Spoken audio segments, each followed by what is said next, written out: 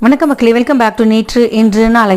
இன்றைக்கி நம்ம புளிப்பா காரமாக ஸ்வீட்டாக பெங்களூர் ஸ்டைல் பன்னீர் கீ ரோஸ்ட் ரெசிபி தான் பார்க்க போகிறோம். சப்பாத்தி புலாவ் கூடலாம் சாப்பிட்றதுக்கு அப்படி தான் இருக்கும். இப்போ வாங்க முதல்ல சில பல இன்க்ரீடியன்ஸை ரோஸ்ட் பண்ணிக்கலாம்.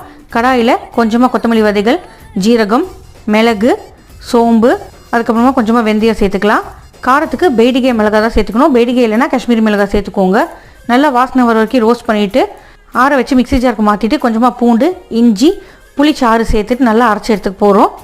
அடுத்ததாக கடாயில் கொஞ்சமாக நெய் சேர்த்துட்டு நம்ம பன்னீர்லாம் ரோஸ்ட் பண்ணிக்கலாம். ரெண்டு பக்கமும் கோல்டன் ப்ரௌன் வர வரைக்கும் ரோஸ்ட் பண்ணி தனியாக எடுத்து வச்சுக்கோங்க.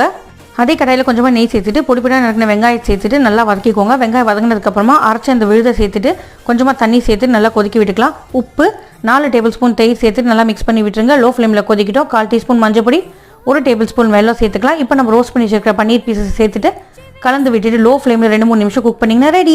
ட்ரை பண்ணி பாருங்கள். சேனலுக்கு சப்ஸ்கிரைப் பண்ணுங்கள். தேங்க்ஸ் ஃபார் வாட்சிங்.